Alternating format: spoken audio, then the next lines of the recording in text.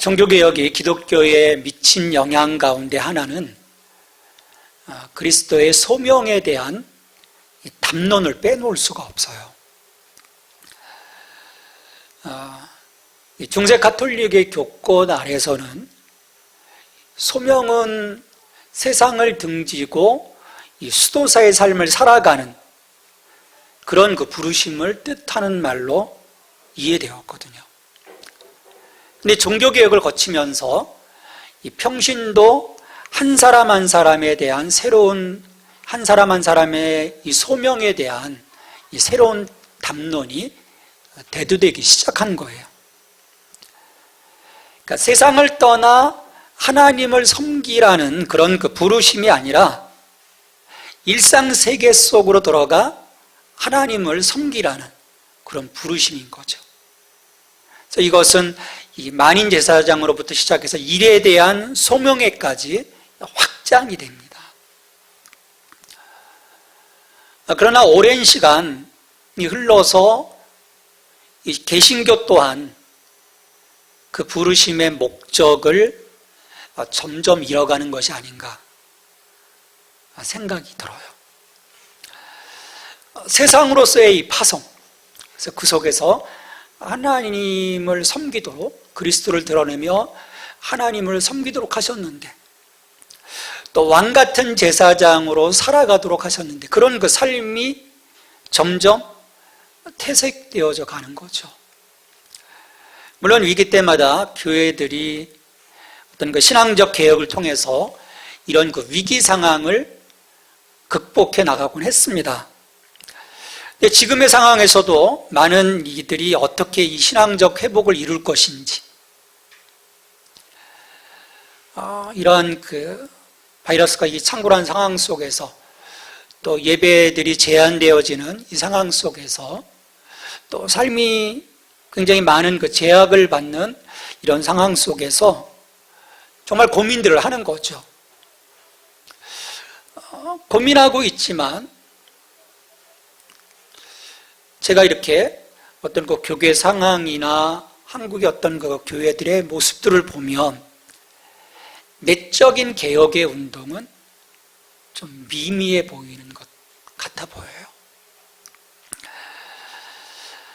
하나님이 우리를 부르신 목적이 무엇이라고 여러분들 알고 있습니까? 하나님께서 나를 왜 부르셨을까?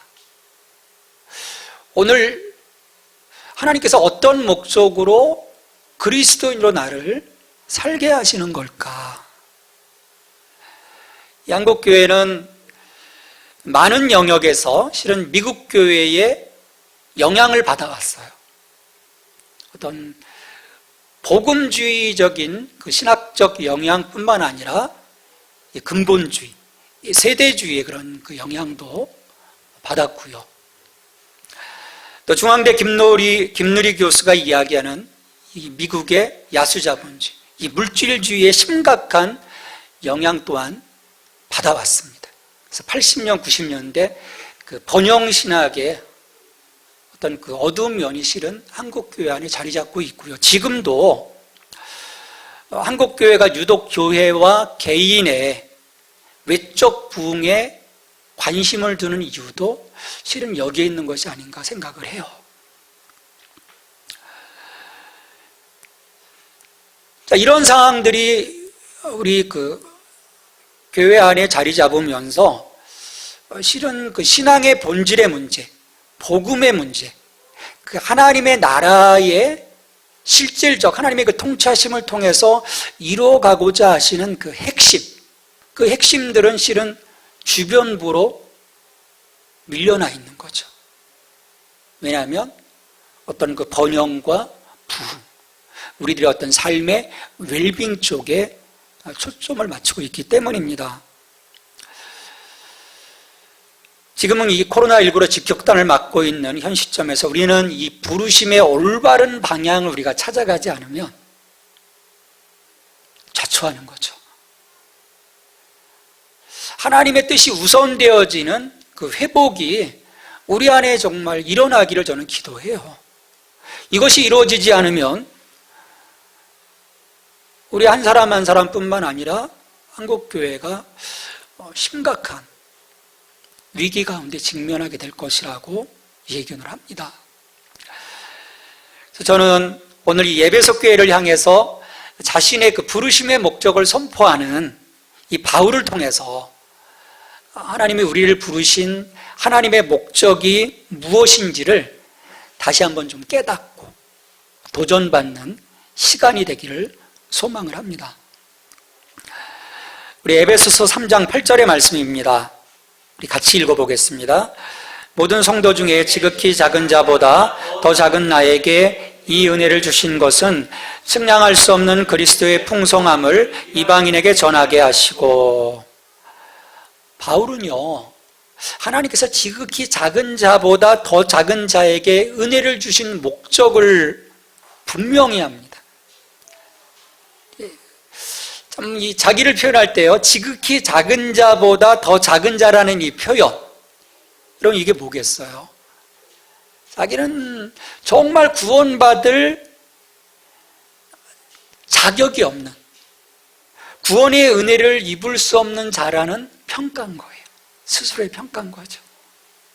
근데 하나님은 그런 바울, 그리스도를 핍박하던 그 바울을 부르신 거예요. 그러기에 그는 자기를 통해서 행하고자 하시는 하나님의 일에 자기의 삶의 모든 초점을 지금 맞추고 살아가는 것입니다. 그것은 이방인에게 측량할 수 없는 그리스도의 풍성함을 전하는 일이에요. 일이 정말 전심전력하죠. 죽음을 불사하고 이 일을 합니다. 그 일로 인해 결국 감옥에, 지금 로마의 감옥에 갇혀 있는 상황인 거죠. 바울이 이렇게 할 수 있었던 것은요, 이 길을 걸어가는 것이 자기를 부르신 하나님의 목적, 그것을 성취하는 것이라고 그가 확신하였기 때문에 주저하지 않은 거예요. 계속해서 밀고 나간 거죠. 그리스도인들을 핍박하던 자에서 그리스도의 풍성함을 전하도록 그를 은혜 안으로 불러주신 하나님에 대한, 하나님의 계획에 대한 그 자각, 그것이 그 속에 강력하게 자리 잡고 있었던 거예요. 저는 이걸 보면서요, 우리가 바울처럼 정녕 받은 은혜의 가치를 깨닫는다면, 그러니까 오늘 내가 하나님의 구원의 은혜를 입고 하나님의 자녀요, 하나님 나라의 상속자요, 하나님의 가족으로 살아가는 이 은혜에 대한 자각이 정말 실질적으로 우리가 일어나고 있다면, 우리 삶을 바라보는 이 패러다임, 우리의 어떤 그 세상을 바라보는 창이죠. 그리고 삶의 우선순위 등은 새로워질 수밖에 없는 거죠. 그러니까 여기에 대한 점검이 실은 있어야 되는 거예요. 내가 받은 은혜에 대한 어떤 감동, 감격, 이게 작으면, 이것이 느껴지지 못하면 문제가 생기는 거죠.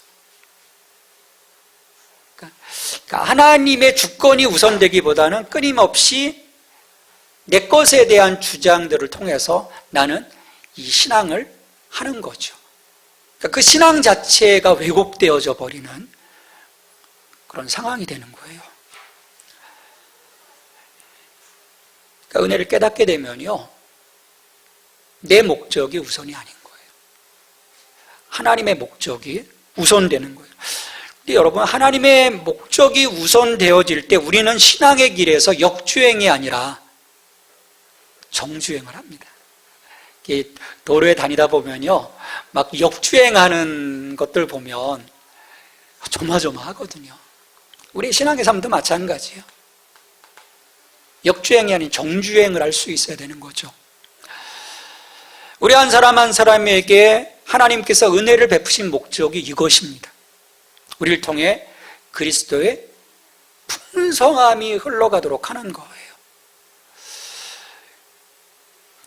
그러니까 이웃에게 그리스도가 선포되도록 하고 보여지도록 하는 거죠. 내 삶을 통해서, 내 입을 통해서, 내 행동을 통해서. 근데 그리스도의 풍성함이 무엇일까? 그리스도의 풍성함? 그리스도가 우리에게 측량할 수 없는 풍요를 주시는 그런 의미일까? 단순히 그런 의미가 아니에요. 그리스도 자신이, 그리스도가 친히 측량할 수 없는 풍요이신 것을 얘기하고 있는 거예요. 그분이 우리들의 모든 삶의 충만이라고 하는 것을 얘기하는 거죠. 그분의 생명, 그분의 능력, 그분의 말씀, 그분의 성품, 그분의 임재. 그러니까 내가 그리스도를 경험하고 그리스도를 인격적으로 모시고 그분이 내 삶을 다스리도록 그 모든 그 주도권을 드렸을 때, 그러니까 부르심이 먼저 되는 거죠. 부르심 이후에 주님과 나와의 그런 그 관계 안에 있을 때 우리는 그분의 풍성함 가운데, 그분의 그 충만함 가운데 있게 됨을 얘기하는 거예요. 그 어떤 제한도 없으신 분이라는 거죠. 근데 우리는요, 지금 3차원의 이 시공간 안에 실은 갇혀 있는 거예요. 갇혀 있다 보니까 우리의 상상력이 너무 제한적인 거죠. 이걸 깨뜨리라는 것입니다. 우리의 시공간을 깨뜨리고 그리스도의 측량할 수 없는, 내가 상상할 수 없는, 우리 인간들이 상상할 수 없는 무한대의 풍성한 분이심을 우리가 느껴보라는 거예요. 우리가 실질적으로 믿음 안에 있을 때, 그분과의 온전한 관계에 있을 때 우리는 그걸 실질적으로 느낄 수 있어요. 풍요는 오직 그리스도 예수 안에 있습니다. 다른 데 있지 않아요. 예수님은요, 우리의 필요로 하는 그 모든 것이 되시는 분이에요. 왜? 하나님께서 그의 모든 풍요를 그의 아들 안에 두셨기 때문이에요. 골로새서 1장 19절 말씀입니다. 이 말씀 같이 읽죠. 아버지께서는 모든 충만으로 예수 안에 거하게 하시고, 아버지가 어떤 분이세요? 천지를 창조하신 아버지세요. 우주를 창조하신 아버지세요. 그 아버지께서 모든 충만, 이 온 우주에 충만한 그 모든 것을 다 아들에게 두셨다. 예수 안에 거하게 하셨다라는 거예요. 그래서 그리스도의 풍성함으로 인해서 정말 그 한 인생에게 그 풍성함이 흘러가면 그 인생이 극적으로 변화하는 거죠. 그리스도의 풍성함이 흘러갔는데 변하지 않는 것이 기적인 거예요, 실은. 그래서 우리는요, 분명히 해야 합니다. 복음이신 예수 그리스도의 풍성함이 오늘 나를 통해서 흘러가고 있는지, 그걸 분명히 해야 되는 거죠. 볼품없는 예수를 내가 드러내고 있는 것은 아닌지, 나 때문에 그 풍성함이 스크린되고 있는 것은 아닌지, 내가 모든 것들을 제한하고 있는 것은 아닌지. 이 신앙생활하다 보면요, 막 제한을 하는 경우들이 너무 많아요. 또 다른 사람들까지 제한을 내버려요. 아이, 그거 아니야. 잘못된 걸 갖고 있는 거죠. 그러기에 우리는요, 그리스도에게 연합되어 있어야 돼요. 그래서 성경이 끊임없이 얘기하는 것이고요, 예수님 자신도 그렇게 말씀하시는 거예요. 예수님과의 연합, 내 안에 거하라는 것이죠. 그 안에 거했을 때 그분의 그 풍성함 속에 우리가 거할 수 있다라고 하는 거예요. 그래서 우리의 초점을 우리는 흐트러뜨리지 말아야 합니다. 예수님께 집중하고 그 예수님의 그 풍성함을 드러내는 거죠. 전하는 거죠.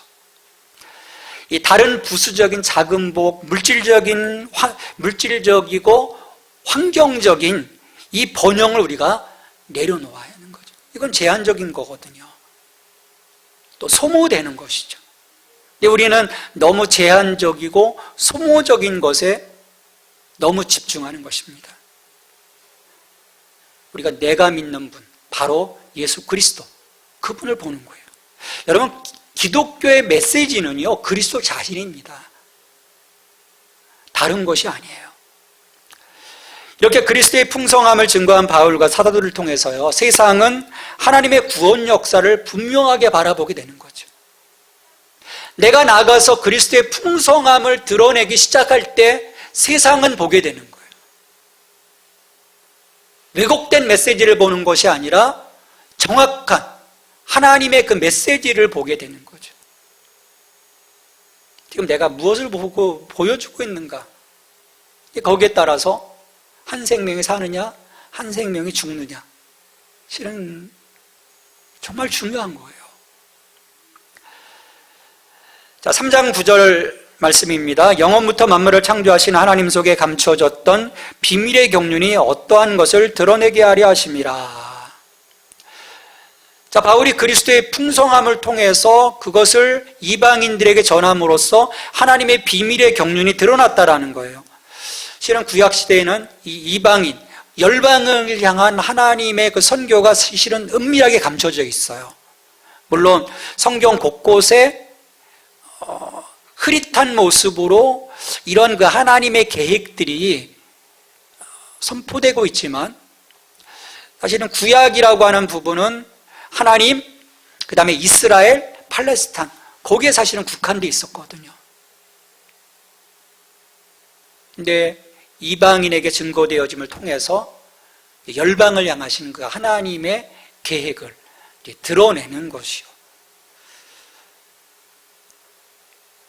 그래서 이 바울이 에베소서 1장, 2장에서 증언한 그 내용들, 하나님이 태초에 사람들을 특정하시고 예정하시고 그리스도 안에서 그들을 불러내시고 권속을 삼아주시고 교회로 세워주시고, 그런 그 모든 과정들이 이제 철저하게 세상 가운데 드러나게 되는 거예요. 자, 이렇게 감춰졌던 비밀의 경륜을 드러내시는 그 목적이 있습니다. 그것은 뭐냐면, 새롭게 세우신 그리스도의 몸된 교회에서 하나님의 구속사에 있어서 놀라운 역할을 부여해 주시는 거예요. 에베소는요, 이 교회에 대한 중요한 부분들을 얘기해요. 교회론에 대한 정말 중요한 그 하나님께서 주시는 그 역할에 대한 부분들을 말씀을 하고 있습니다. 3장 10절 말씀입니다. 같이 읽겠습니다.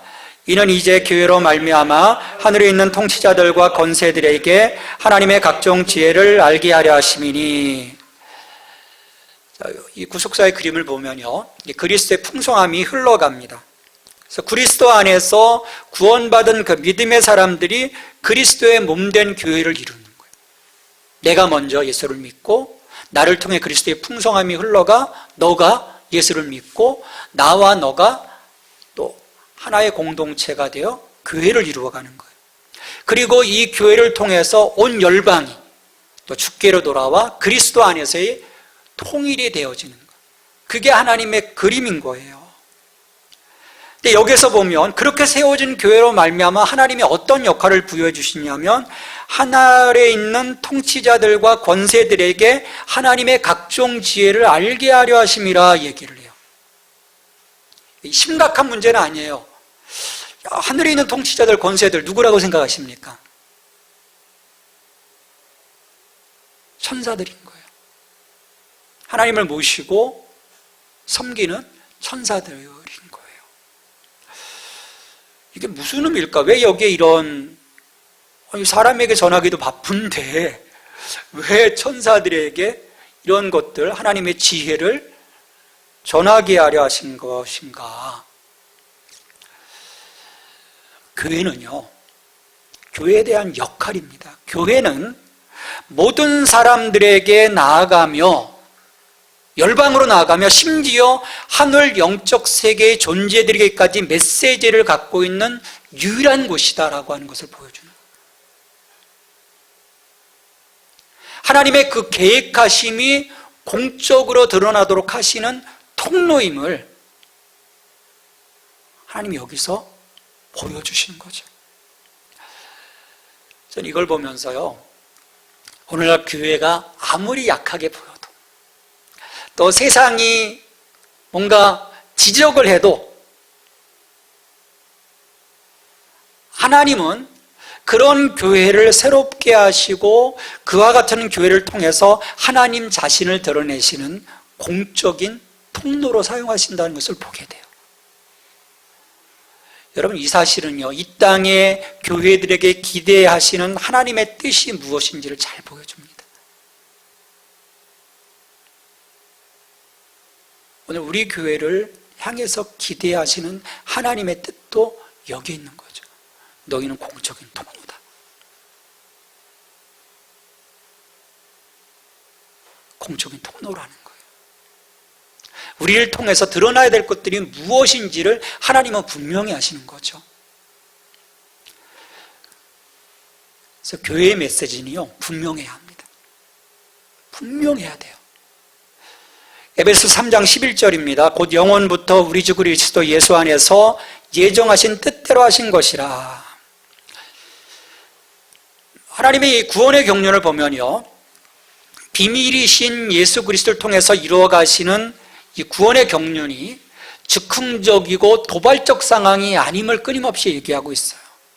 그러니까 하나님께서 영원부터, 창세전부터 그리스도 예수 안에서 우리를 부르시고 구원하신 하나님의 그 구원의 경륜, 긴 시간 하나님의 계획 속에서 이 모든 것들이 이루어왔음을 보여주는 것입니다. 그 준비와 실행이 즉흥적이 아니라는 거죠. 결국 뭐냐면 하나님은 인간과 이 세상에 있는 전 생명을 위해 위대한 목적, 위대한 계획을 갖고 계신 거예요. 이것이 세상이 헤아릴 수 없는 하나님의 지혜로움으로 발현된 우주적인 구속사의 그림입니다. 영원부터 오늘까지 한치의 오차도 없이 하나님께서 이것들을 실행해 오셨어요. 여러분, 드라마를 봐도요, 영화를 봐도요, 특히 드라마 같은 경우는 길어지다 보면 어떻게 되는지 아십니까? 처음에 제작 의도와는 달리 다른 많은 요소들이 가다 보면요, 나중에는 산으로 가는 드라마로 끝나는, 그 감독이 처음에 생각했던 것과는 다른 방향으로 가 있는 경우들이 참 허다해요. 여러분, 하나님의 이 구원의 경륜은요, 처음에 택하신, 그러니까 우리가 보지 못하는 거죠. 그래서 헤아릴 수 없는 하나님의 지혜라고 하는 것입니다. 그것을 교회가 온전한 메시지를 통해서 세상 가운데 보여주시라는 거예요. 심지어 영적 세계의 그 천사들에게까지 보여줄 수 있도록 너희들이 명확한 복음의 메시지를 갖고 있으라는 거예요. 세상에 꼼짝할 수 없는, 아, 그거 아니야, 잘못된 거야, 진화론은 잘못됐어, 목은 잘못됐어, 뭐는 잘못됐어, 그것이 아니라 그 모든 것을 다 포괄할 수 있는 복음의 명확한 메시지를 교회는 갖고 있으라는 거예요. 우리 치열해져야 되거든요. 정말 공부해야 되는 거예요. 기도해야 되는 거예요. 묵상해야 되는 거예요. 우리는 자꾸 자기 생각을 갖고 해요. 하나님의 생각입니다. 우리가 성경을 보면요, 하나님의 생각들을 읽어낼 수 있는 거예요. 그것에 대한 명확한 메시지를 갖고 나갔을 때 세상은 하나님의 지혜, 이루어가고자 하시는 하나님의 놀라운 구원의 역사 앞에 무릎 꿇을 수 있는 것이죠. 그것을 교회가 보여주지 못하니까 아무것도 아닌 거예요. 세상은 우습게 여기는 거예요.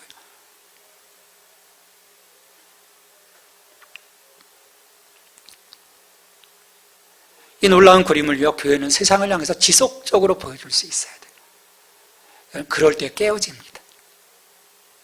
이 사람들의 그 완악한 마음이요, 그때 깨어져요. 오늘 우리는 하나님의 놀라운 구원에 은혜를 입었습니다. 우리는 그리스도 안에서 그분과 연합하여 있는 성도인 거예요. 근데 그리스도와 우리가 연합한다고 하는 것은 놀라운 특권이며 축복이죠. 그래서 오늘 3장 12절 말씀에 보면 우리가 그리스도를 힘입어 담대함과 확신을 가지고 하나님께 나아갈 수 있게 되었다라고 얘기를 해요. 지금 이방인들을 향해서 선포하는 거죠. 감히 이방인들이 나갈 수 없었는데 이제 그리스도와의 연합을 통해서 너희들이 나가게 되었다라고 하는 축복의 선언인 거죠. 우리 12절 말씀 같이 읽습니다. 우리가 그 안에서 그를 믿음으로 말미암아 담대함과 확신을 가지고 하나님께 나아감을 얻느니라. 하나님으로부터 멀어졌던 인간, 하나님의 거룩한 강의 앞에 감히 나설 수 없던 타락한 인간이 구속되어서 그리스도를 말미암아 담대함과 확신을 가지고 하나님 앞에 다시 설 수 있다는 것. 이게 사도 바울은 은혜라고 선포하는 거예요. 왜? 진정한 회복이 이루어졌거든요. 그러니까 비정상적인 삶의 궤적에서 정상적인 삶의 자리로 하나님이 회복시켜 주셨다는 거예요. 우리 창세기 1장, 2장으로 돌아가서 본래에 아름답게 창조하셨던, 그래서 정말 보시기에 좋았던 그 자리, 하나님과 함께 동행하는 그 삶의 자리로의 회복인 거예요. 여러분, 그 자리에서 우리는 이 그리스도의 풍성함을 누릴 수 있습니다. 우리가 그 자리로 가지 못하면요, 그리스도의 풍성함은 없는 거예요. 바라만 볼 뿐이지 내가 그것을 누릴 수 없는 거죠. 에베소 교회의 성도들은 이처럼 바울의 그 부르심으로 인해 그가 온전한 그 메시지를 갖고 세상 가운데 나갔기에 하나님 앞에 설 수 있었던 거예요. 바울은 그 소명을 완수를 한 거죠. 그가 감옥에 갇혀 있는 것도 실은 이 부르심의 충실한 결과인 거예요. 그러니까 바울에게는 전혀 문제가 없어요. 그래서 의기소침하지 않습니다. 근데 오히려 에베소 교회 교인들에게서 문제가 생겨요. 걱정하는 거예요. 낙심하는 거예요. 이 부르심과 현실, 이 부르심이 정말 좋은 것이고 하나님의 그런 일들을 이루었다면 그 결과 또한 좋아야 되지 않을까라는 그런 전망을 갖고 있었는데 덜컥 바울은 감옥에 갇힌 거죠. 그런 낙심하는 에베소 교회 교인들을 바울이 위로합니다. 이게 13절 말씀이에요. 같이 읽습니다. 그러므로 너희에게 구하노니 너희를 위한 나의 여러 환난에 대하여 낙심하지 말라. 이는 너희의 영광이니라. 그러니까 바울의 투옥은요, 그의 부르심이 잘못되었다는 증거가 아닌 거예요. 그렇지만 이를 바라보는 에베소 교인들은 이건 뭘까? 지금 낙심하는 거예요. 현 상황을 오해하는 겁니다. 그 이야기를 들은 바울이 이제 다른 문제도, 다른 어떤 복음에 대한 것도 적어가면서 지금 위로하는 거죠. 그것은 불행한 사건이 아니다. 너희들의 영광이다. 라고 얘기하는 거예요. 이는 너희의 영광이니라. 바울이 어떻게 이런 말을 할 수 있을까? 이게 무슨 의미일까? 오늘 우리가 그리스도 안에 거하여 하나님의 나라, 먼저 그의 나라와 그의 의를 구하는 삶에서 야기되는 많은 일들로 인해서 우리는 좋아할 수도 있고 실은 슬퍼하고 낙심할 수도 있는 거예요. 왜? 좋은 일도 있지만 그렇지 못한 어렵고 힘든 상황들도 계속 펼쳐져 가기 때문이에요. 자, 이런 상황 앞에서 바울은 그런 그 부정적인 그 어둠의 면을 보는 것이 아니라 빛의 면을 보도록 하는 거죠. 모든 것이 합력하여 선을 이루어 가시는 그 하나님의 그 최종점을 보도록 얘기하고 있는 거예요. 왜냐하면 그것이 이 바울이 받는 이 모든 고난이 영광을 이루는 것이라고 하는 그 결론을 갖기 때문이죠. 우리 고린도후서 4장 17절에서도 고린도 교회를 향해서 사도 바울이 다음과 같이 이야기를 하죠. 우리 같이 읽습니다. 우리가 잠시 받는 혼란에 경한 것이 지극히 크고 영원한 영광에 중한 것을 우리에게 이루게 하매니. 그래서 바울은요, 로마서 8장 17절에서 더 적극적으로 얘기합니다. 같이 읽습니다. 자녀이면 또한 상속자, 곧 하나님의 상속자요 그리스도와 함께한 상속자니 우리가 그와 함께 영광을 받기 위하여 고난도 함께 받아야 할 것이니라. 영광을 받기 위해서 고난도 함께 받아야 할 것이니라. 적극적으로 지금 얘기를 해요. 근데 여기서 주목해야 할 것은요, 내가 고난받아 내가 영광을 받는 거예요, 지금. 근데 바울이 지금 고난을 받았는데 영광은 누가 받습니까? 에베소의 그리스도인들의 영광이라는 거예요.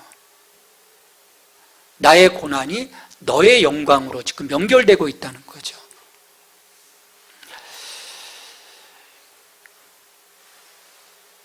바울의 고난이 다른 이들의 구원을 위해 하나님의 영광의 자리에 설 수 있도록 하는 출발점이기 때문입니다.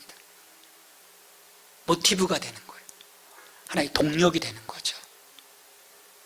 이 영광의 자리에 설 수 있도록, 구원의 자리에 설 수 있도록 누군가의 어떤 헌신, 누군가의 섬김, 누군가의 희생이 이 영광을 이루어갈 수 있다라고 하는 중요한 부분을 얘기하는 거예요. 그러니까 교회를 위해 고난받는 것은, 복음을 위해, 하나님 나라를 위해 고난받을 수 있는 것은 예상될 수 있다는 거예요. 모티브가 필요하다는 거죠. 그 파장을 일으킬 수 있는 첫 번째의 동력이 필요하다는 거예요. 그래서 그런 상황들이 닥치면, 그렇다면 피하지 말라는 것입니다. 오늘 환경을 통해서 말씀하시는 음성을 우리가 바르게 들어야 하는 이유가 여기에 있어요. 우리가 하나님의 말씀을, 하나님의 메시지를 잘못 해석해냄으로써 우리는 하나님의 뜻과는 무관한 자리, 좀 더 편안한 자리를 찾아 헤매다가 정작 진정한 은혜를 상실할 수 있기 때문입니다. 하나님의 목적, 하나님의 의도, 하나님의 뜻을 분별해야 하는 이유가 여기에 있습니다. 환경적이고 물질적이고 삶의 어떤 그 안락함이 최종적 목적이 아니라는 것을 이 상황 속에서 보여주는 거예요.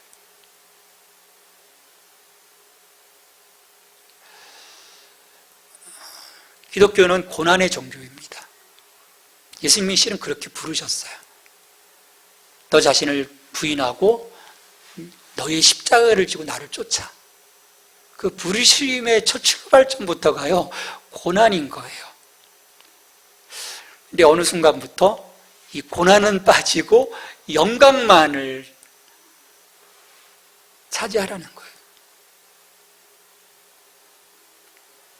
거기에 대해서 분명한 메시지를 주시는 거예요.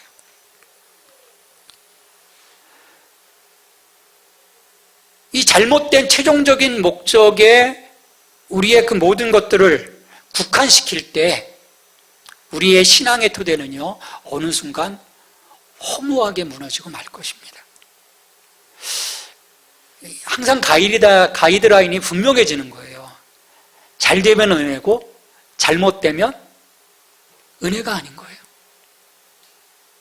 은혜가 없는 거예요. 소외된 사인으로 그것을 보는 거죠. 그래서 우리가 불평하게 되는 것입니다. 그럼에도 불구하고 내가 감사하는 것이 아닌 거예요. 복음의 목적 위에 바로 서 있을 때, 복음이신 그리스도 안에 거할 때, 그래서 나를 통해 그리스도의 풍성함이 드러나고 선포되고 보여질 때 우리는 다른 시각으로 세상을 바라보고 그 속에서 일하시는 하나님을 볼 수 있습니다. 그렇지 못하면요, 우리 못 봐요. 볼 수 없습니다. 그렇게 볼 때 내가 그리스도의 풍성함을 힘입어 하나님 앞에 담대함으로 나아가 하나님의 임재, 동행 가운데 거하게 되는 거죠.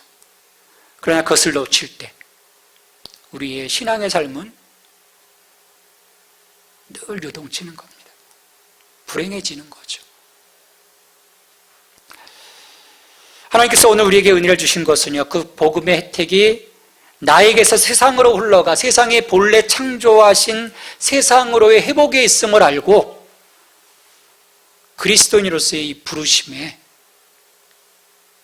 그 목적에 합당한 삶을 살아가야 될 것입니다. 나아가 세상을 향한 복음의 메시지를 올바르게 소유하고 이곳에 서 있는 정말 책임 있는, 정말 하나님이 기뻐하시는 우리 교회를 세워가야 할 것입니다. 그러면 세상이 보는 거예요. 나를 통해서, 교회를 통해서 세상은 복음의 메시지를 듣고 보게 되는 것이죠. 그 부르심의 목적을 오늘 성령 안에서 이뤄가는 저와 여러분이 되기를 주님의 이름으로 축원합니다. 우리 같이 기도하시겠습니다. 기도할 때 오늘 말씀 생각하면서 우리 같이 기도하죠. 주님, 나를 불러주셨는데, 은혜를 주셨는데 나를 통해서 그리스도의 풍성함이 흘러가게 해 주시옵소서. 우리 교회가 복음에 대한 분명한 메시지를 갖고 있는 교회가 되게 해 주시옵소서. 또 이를 통해서 주님, 놀라운 생명의 역사들이 일어날 수 있도록 도와주시옵소서. 또 코로나 상황이 점점 또 안 좋은 상황으로 흘러가고 있는데 주님, 이런 상황들을 통제해 주시고 회복시켜 주시고 또 백신과 치료제의 그 개발들이 속히 이루어질 수 있도록 도와주시옵소서. 우리 함께 기도하겠습니다. 같이 기도하시고 우리가 신앙 고백하도록 하겠습니다. 하나님 아버지, 감사합니다. 우리에게 은혜를 주시었습니다.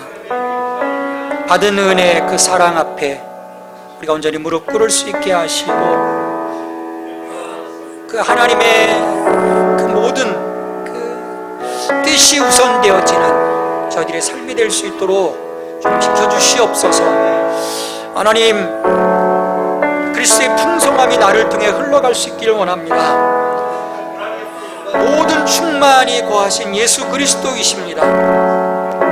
그분을 통해 이 세상이 변화되게 하시고 너무나 많은 생명들이 변화될 수 있도록 하나님, 우리가 그 그리스도의 풍성함을 가지고 나아가게 하여 주시옵소서.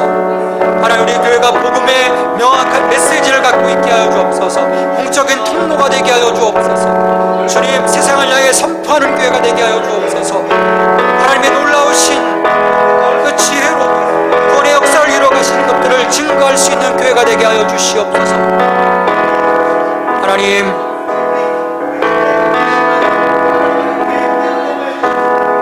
우리의 삶이 이처럼 주님 부르심 앞에 승복하고 사용되어지는 되게 하여 주옵소서. 하나님, 코로나가 너무나도 점점 확산되며 하나님, 많은 그 영역들이 제약받고 있습니다. 주님, 간절히 기도합니다. 백신과 치료를 통해서 하나님, 상황들을 벗어나게 하시고 일상으로 돌아갈 수 있도록 지켜주시옵소서. 의정들을 함께해 주시옵소서. 사람들의 마음을 다시금 다잡아 주시옵소서. 오 주님, 흔들리는 마음들 주님 붙잡아 주시옵소서.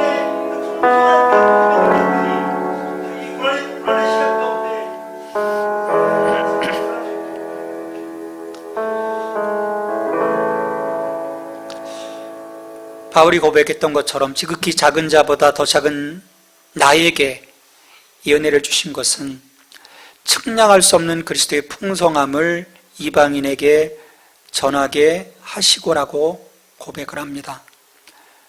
주님, 우리가 은혜를 입었습니다.